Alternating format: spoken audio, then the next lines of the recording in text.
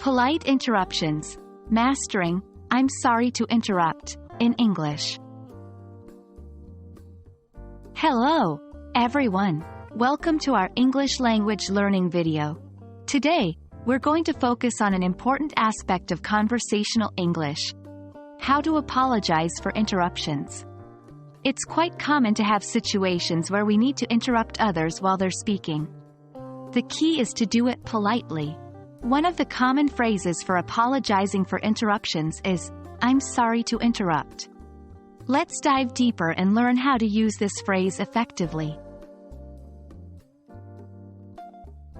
"I'm sorry to interrupt" is a polite phrase that we use when we want to interject in a conversation or discussion. The purpose of using this phrase is to show respect to the other person, acknowledging that we are interrupting their train of thought or their speaking time. In many cultures and professional settings, simply jumping into a conversation can be considered rude. Hence, starting with an apologetic phrase helps to cushion the interruption. It's important to know when to use, "I'm sorry to interrupt." This phrase can be used in a variety of scenarios, such as during a meeting, a group discussion, a lecture, or a casual conversation. For instance, if someone is giving a presentation and you have an urgent question, you can raise your hand and say, "I'm sorry to interrupt, but could you please clarify?" Similarly, in a casual conversation, if you have something important to add or clarify, you might say, "I'm sorry to interrupt, but I think." While "I'm sorry to interrupt" is a very common phrase, there are several other variations you can use to convey the same sentiment. 1. Excuse me for interrupting, but.